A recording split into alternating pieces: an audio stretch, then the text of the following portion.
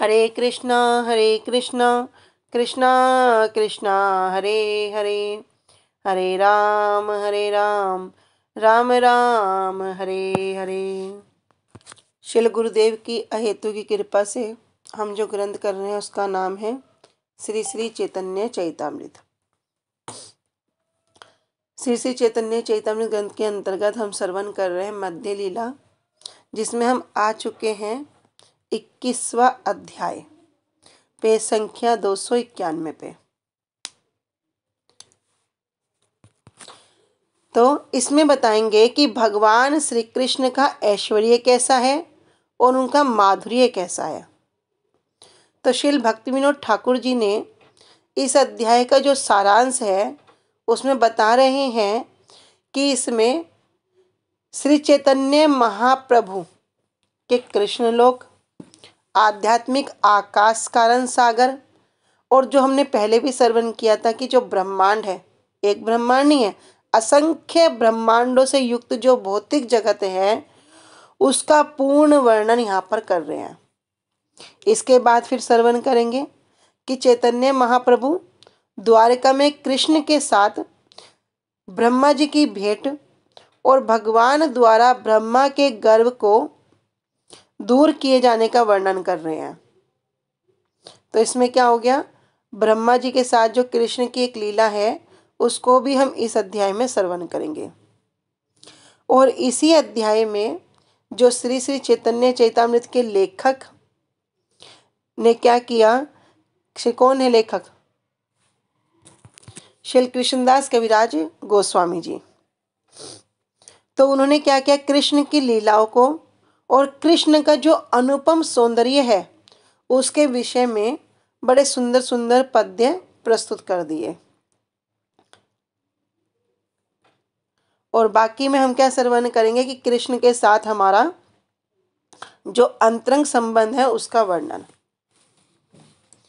तो इस अध्याय में महाप्रभु ने श्री कृष्ण लोक तत्व, परम व्योम तत्व, कारण समुद्र तत्व और माइक ब्रह्मांड तत्व वर्णन करके द्वारका में ब्रह्मा के गर्व का हरण करने वाली श्री कृष्ण की एक लीला का वर्णन किया है। उसके बाद ग्रंथकार ने महाप्रभु के वचन कहकर श्री कृष्ण रूप के सौंदर्य प्रकाशक कुछ मधुर पद लिखे हैं। यहाँ तक संबंध तत्व कहा गया है। संबंध तत्व क्या, मैं कौन हूँ, मेरा संबंध किससे है, क्या संबंध है, भगवान से मेरा क्या संबंध है। अभी शुरू करते हैं। मंगलाचरण करते हुए कह रहे हैं, अगत्य एकम गतिम नत्वा हेनार्थ अधिक साधकम श्री चैतन्यम लिखाम यस्य माधुर्य ऐश्वर्य सीकरम। तो कह रहे हैं कि मैं श्री चैतन्य महाप्रभु को प्रणाम करता हूँ, मैं महाप्रभु की वंदना करता हूँ। तो क्यों प्रणाम कर रहे हैं, उनको प्रणाम करके उद्देश्य क्या है, क्योंकि महाप्रभु कौन है। तो कह रहे हैं अगति एक गतिम नत्वा, तो जो जीवन के लक्ष्य के प्रति अज्ञानी बद्ध जीवों के एकमात्र आश्रय हैं। अगति एक गतिम नत्वा, लेकिन महाप्रभु कौन है, महाप्रभु है जिनकी कोई गति नहीं है, जिनका कोई आश्रय नहीं है। उनकी गति कौन है, उनकी गति भगवान है। हीनार्थ अधिक साधकम, तो जो क्या करते हैं, हीन अर्थ, जो हीन व्यक्ति हैं, जो निकृष्ट व्यक्ति हैं, उनको क्या करते हैं, अर्थ साधकम, उनको अर्थ प्रदान करने वाले हैं, उनको उपकार करने वाले कौन है, महाप्रभु हैं। तो उनको प्रणाम करके कह रहे हैं कि ऐश्वर्य माधुर्य सीक्रम लिखाम्यस्य, कि उनको प्रणाम करके उनका जो माधुर्य है, उनका जो ऐश्वर्य है, सीक्रम, सीक्रम कह रहे हैं एक अल्प अंश, मतलब जैसे समुद्र है, समुद्र तो अथाह है। अगर एक साइड पर हम खड़े होकर समुद्र को देखते हैं तो दूसरी जगह उसको पार पाना अत्यंत कठिन है।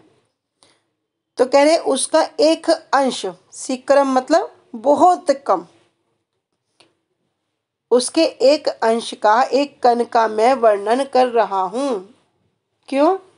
क्योंकि उनकी कृपा के बिना कुछ भी संभव नहीं है। भगवान की महिमा का गुणगान करना है तो किससे होगा? भगवत कृपा से। और भगवत कृपा भी क्यों चाहिए? क्योंकि भैया जो भगवान की महिमा है, जो उनकी लीलाएं हैं, वह भी कैसी हैं? भगवान के समान हैं। कहते हैं नाम नामी में कोई भेद नहीं है। तो उनका नाम हो, उनकी कथाएं हो, उनकी लीलाएं हो, इसको अगर कोई सोचे हम ग्रहण कर लेंगे बिना किसी के संग में, तो नहीं कर सकते। तो सब विषय में क्या चाहिएगी? सबसे पहले कृपा चाहिएगी। कृपा होगी तो अनपढ़ भी बड़े बड़े श्लोक बोलने लगेगा, और कृपा नहीं होगी तो बड़े बड़े पंडित लोग भी समय आने पर उस श्लोक को भूल जाएंगे। इसलिए श्रीमद् भागवतम में कहते हैं ना, मुक्कम करोति वाचालम पंगुम लंघयते गिरिम यत् कृपा तमहम वंदे परमानंद माधवम यत् कृपा तमहम वंदे श्री गुरु दीन तारणम। अर्थात क्या? यस्य, कि जिनकी कृपा से, मुक्कम करोति वाचालम, मूक व्यक्ति, गूंगा व्यक्ति भी बोलने लग जाता है। पंगुम या लंघयते गिरिम, जो पंगु व्यक्ति है वो भी क्या करेगा? पर्वत को लांघ जाता है। मैं उन्हीं परमानंद माधव, यहाँ किनको प्रणाम कर रहे हैं? महाप्रभु को प्रणाम कर रहे हैं। तो मैं उन्हीं महाप्रभु को, चैतन्य महाप्रभु को प्रणाम करता हूँ। क्यों? जब महाप्रभु कृपा करेंगे तो जो लीलाएं जो सब हम श्रवण कर रहे हैं, ये क्या होगा?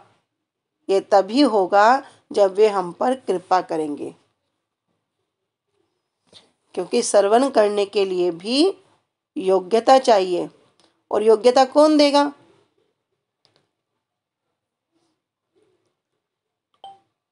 यो अधिकार कहाँ से मिलेगा? तो जो ये कथाएं हैं, जो कथाएं हम श्रवण कर रहे हैं, यही कथा क्या करेंगी? यही भगवान की कथा, भगवान के समान जो हैं, जिनको सुनने का अधिकार हमें प्रदान करेंगी। जैसे कोई कह रहे नाम करने का अधिकार कहाँ से मिलेगा? भैया ये नाम प्रभु ही कृपा करेंगे। इसलिए महाप्रभु की यहाँ पर वंदना कर रहे हैं और कह रहे हैं माधुर्य ऐश्वर्य सीकरम, कि जो उनका माधुर्य है, जो उनका ऐश्वर्य है, उसको क्या करता हूँ? सीकरम, अर्थात उसके एक कण का यहाँ पर मैं वर्णन कर रहा हूँ। तो जिस प्रकार सागर का वर्णन नहीं कर सकते, उनके ऐश्वर्य और माधुर्य ये क्या है? उस सागर के समान है। तो उस सागर में से कोई अगर एक बूंद का वर्णन करे तो क्या होगा? पूरे सागर का वर्णन समान हो गया। उसी प्रकार जो ये भगवान की जो ऐश्वर्य और माधुर्य रूपी सागर है, तो यहाँ पर कहने में उसके एक कण का वर्णन कर रहा हूं। तो गतिहीन की गति और हीन व्यक्तियों के प्रति अर्थ प्रदाता, क्या देने वाले? अर्थ प्रदान करने वाले। हीन व्यक्ति, निकृष्ट व्यक्ति अथवा उपकार करने वाले श्री चैतन्य महाप्रभु को प्रणाम करके उनके माधुर्य ऐश्वर्य के कण का वर्णन कर रहा हूँ। जय जय श्री चैतन्य जय नित्यानंद, जया द्वैत चंद्र जया गौर भक्त वृंद। जय जय श्री चैतन्य महाप्रभु की जय हो।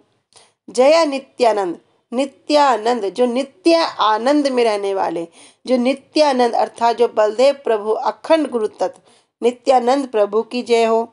जया अद्वैत चंद्र श्री अद्वैता आचार्य जी की जय हो।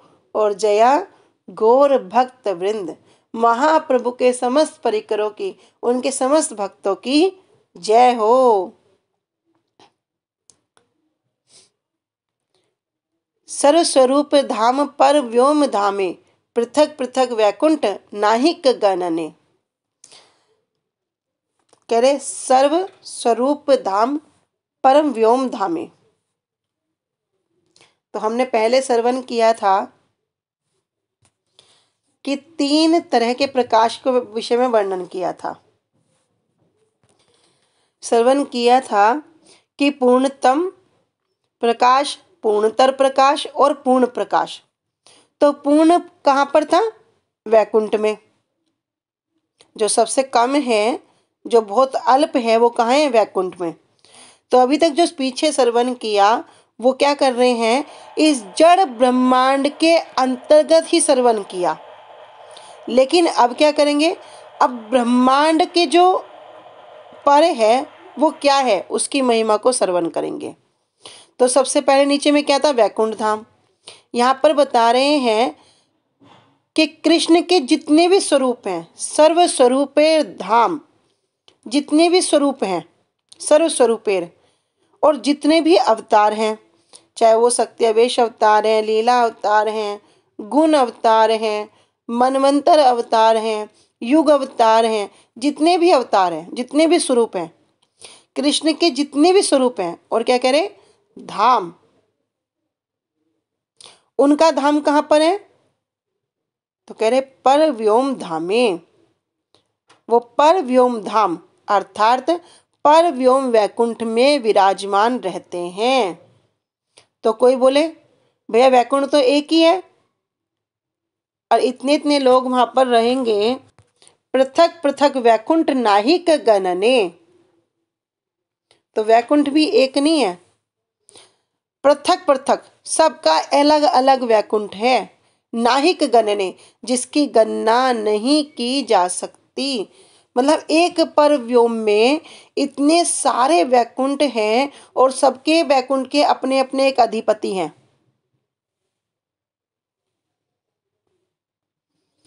तो उनकी गणना भी नहीं की जा सकती। कह रहे 7 सहस्त्र अयुत लक्ष कोटि योजन, एक एक वैकुंठेर विस्तार वर्णन। 7 सहस्त्र अयुत, अयुत कहते हैं 10,000, लक्ष अर्थात लाख, कोटि योजन, कोटि अर्थात करोड़, योजन, योजन कहते हैं 8 मील। कह रहे एक एक वैकुंठेर विस्तारे वर्णन। तो एक एक जो वैकुंठ लोक है उसका यहाँ पर इतना वर्णन है कि उसको मापा नहीं जा सकता। तो कोई वैकुंठ 100 योजन का है, कोई वैकुंठ 1000 योजन का है, कोई 10,000 योजन का है, कोई लक्ष, कोई लाख योजन का है, और कोई 10 लाख योजन का है, कोई तो करोड़ योजन का है। तो कह रहे एक एक वैकुंठ का यो विस्तार है। तो भाई जब इतना बड़े बड़े एक परव्योम के अंदर इतने इतने वैकुंठ हैं, तो जो मूल है, जो मूल वैकुंठ है वो कितना बड़ा होगा? अगर विचार करें भैया, जब उनके अंदर इतने सारे वैकुंठ हैं तो वो मूल जो वैकुंठ है वो कितना बड़ा होगा? जैसे भारत में क्या हो गया, एक एक स्टेट है, तो उत्तर प्रदेश में इतनी है, मध्य प्रदेश है, पूरा भारत कितना बड़ा है। तो उसके अंदर अगर हम छोटे छोटे पार्ट भी करते हैं तो पूरा भारत कितना बड़ा होगा। इसलिए बता रहे हैं कि जो वैकुंठ हैं उन वैकुंठ में भगवान के विभिन्न विभिन्न अवतार विराजमान रहते हैं। और कैसे? अकेले नहीं रहते, अपने परिकरों के साथ। और क्या करते हैं? जिस जिस वैकुंठ में रहते हैं वहां पर सब में लीलाएं चलती रहती हैं। तो भगवान श्री कृष्ण के प्रकाश और विलास आदि अनंत स्वरूपों का परव्योम में पृथक पृथक अपना वैकुंठ धाम है, जिनकी गणना नहीं की जा सकती।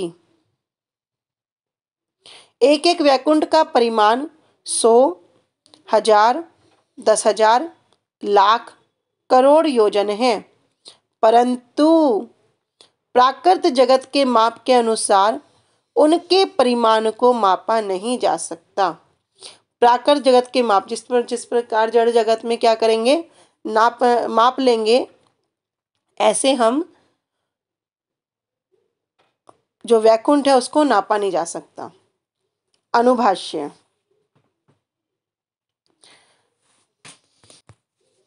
तो भक्ति सिद्धांत सरस्वती रूपाल जी कह रहे हैं कि वैकुंठ का परिमाण माइक ब्रह्मांड के समान नहीं है। वैकुंठ सैकड़ों, हजारों, 10,000, लाखों, करोड़ों अथवा असंख्य योजन वाला है, जिसमें किसी प्रकार के परिमाण से युक्त कुंठा धर्म नहीं है, वही वैकुंठ है।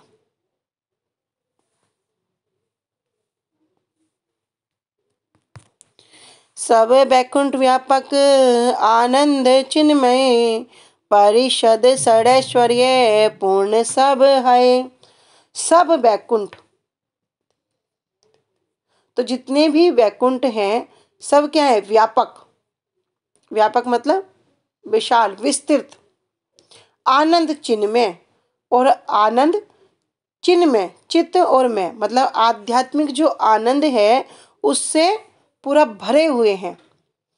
परिषद ऐश्वर्य, परिषद कह रहे हैं यहाँ पे, पारिषद अर्थात जो पार्षद है।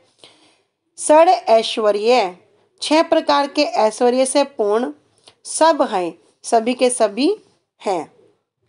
तो जितने भी वैकुंठ हैं सब वैकुंठ व्यापक हैं, जिनमें आनंद से भरे हुए हैं, परिकरों के साथ हैं और षड ऐश्वर्य से सब पूर्ण हैं।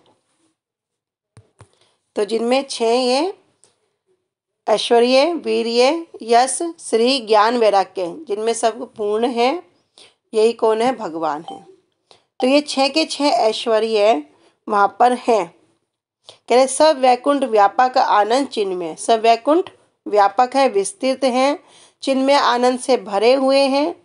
वहां पर भगवान के पार्षद हैं और उनमें भगवान के जैसा ही पूर्ण ऐश्वर्य भी है। तो वैकुंठ लोक इस तरह स्थित है। अभी सिर्फ वैकुंठ की बात बता रहे, लेकिन आगे क्या कह रहे, ऐसा यह अकेला वैकुंठ नहीं है। अनंत वैकुंठ एक एक देशे जार, से ही पर व्योम धामेरे के करूं विस्तार। अनंत वैकुंठ, तो भैया ये तो हमने एक वैकुंठ के विषय में श्रवण किया था, लेकिन वैकुंठ तो एक नहीं है, क्योंकि सारे वैकुंठ जो हैं ये परव्योम अर्थात जो परव्योम है उसके किसी एक कोने में स्थित हैं।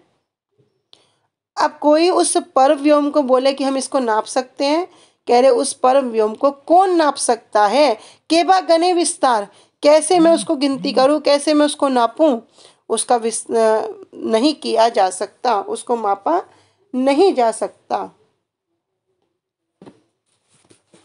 कि सभी वैकुंठ व्यापक हैं, जिनमें आनंद से बने हैं, वैकुंठवासी भगवान के परिकर हैं और वे भगवान के समान षड ऐश्वर्यों से परिपूर्ण हैं।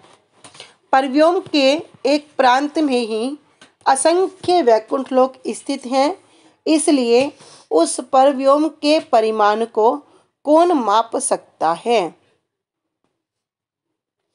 अनंत वैकुंठ पर व्योम जार दल श्रेणी, सर्वोपरि कृष्ण लोके कर्णिकार गणी।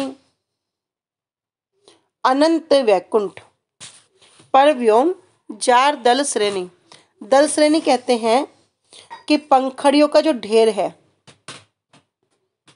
अनंत वैकुंठ, अनंत अर्थात जो असंख्य है, वैकुंठ अर्थात जो वैकुंठ लोक हैं। पर व्योम, वो जो पर व्योम है आध्यात्मिक आकाश में कैसा है, जार दल श्रेणी, जिस प्रकार पंखड़ियों का ढेर अर्थात जो कमल के फूल हैं, तो यो तो हो गया पर व्योम, और जो दल हो गए, पत्ते हो गए, ये हो गए वे सब छोटे छोटे अलग अलग वैकुंठ। सर्वोपरि कृष्ण लोक कर्णिकार गणी, सर्वोपरि, और जो सब सर्वोपरि आध्यात्मिक आकाश है, जो सर्वश्रेष्ठ भाग है, इसमें क्या है, कृष्ण लोक, भगवान कृष्ण का जो लोक है कर्णिकार गनी, कर्णिकार कमल पुष्प की कनिका को बता रहे हैं। तो जो परव्योम है उसकी तुलना किससे कर रही? कमल के फूल से। इस फूल का जो ऊपरी भाग है उसे कर्णिका कह ले हैं, वो कर्णिका कहलाता है। और उसी कर्णिका के भीतर क्या है? कृष्ण का धाम है। और ये जितनी भी उस फूल की जो पंखड़ियां हैं वो क्या है? अनंत वैकुंठ है। तो चिन्मय जगत एक कमल का स्वरूप हो गया। उस कमल के ऊपरी बीच वाला भाग वो कर्णिका रूपी हो गया। और उस कर्णिका रूपी श्री कृष्ण लोक के चारों ओर पंखड़ियों के रूप में अनंत वैकुंठ पर व्योम में विराजमान है। एई मत षड़ैश्वर्य स्थान अवतार, ब्रह्मा शिव अंत न पाए जीव को न छार। कि एई मत षड़ ऐश्वर्य स्थान अवतार, एई मत ऐसे, षड़ ऐश्वर्य छह ऐश्वर्य, स्थान स्थान मतलब जहाँ निवास कर रहे हैं, अवतार इनके जो अवतार हैं, कह रहे भैया ब्रह्मा शिव अंत ना पाए। ब्रह्मा जी यहाँ तक कि शिव जी भी जिनकी सीमा को नहीं जान सके। जीव कौन छार? तो भैया कौन जो जीव है जो तुच्छ है वो कैसे इनकी सीमा को पार पा सकता है, अर्थात कैसे नाप सकता है? कह रहे हैं कि वैकुंठ के षडैश्वर्य पूर्ण स्थान, षड ऐश्वर्य युक्त अवतारों की सीमा, माइक राज्य के ईश्वर, जो इस माइक राज्य के ईश्वर अर्थात जो ब्रह्मा, जो जीव है जो अपने 100 जन्मों तक अपने जो वर्ण आश्रम धर्म को पालन करके एक ब्रह्मा को पद को पाता है, जो शिव जी हैं उनके आगे भी गोचर नहीं हो सकती। तो भैया हम जैसे जो जीव हैं जो माया के वश में हैं उनकी बात ही क्या, उनके सामने भी कैसे गोचर हो जाएगी? तो प्रत्येक वैकुंठ लोक क्या है? दिव्य आनंद, पूर्ण ऐश्वर्य और स्थान से भरा है और हर एक में अवतारों का निवास है। यदि ब्रह्मा जी, शिव जी आध्यात्मिक आकाश और वैकुंठ लोकों की लंबाई चौड़ाई नहीं नाप सकते तो भला सामान्य जीव किस तरह से उनकी कल्पना कर सकता है? अप्राकृत वस्तु ना है प्राकृत गोचर। अप्राकृत वस्तु को प्राकृत दृष्टि से नहीं देखा जा सकता। आज यहीं तक रखते हैं। आज हुआ हमारा पयार संख्या 8। वांछा कल्पतरुभ्यश्च कृपा सिंधुभ्य एव च पतितानां पावनेभ्यो वैष्णवेभ्यो नमो नमः। श्री गुरुदेव की जय। अनंत कोटि वैष्णव वृंद की जय। निताई गौर प्रेमानंदे। हरि हरि बोल।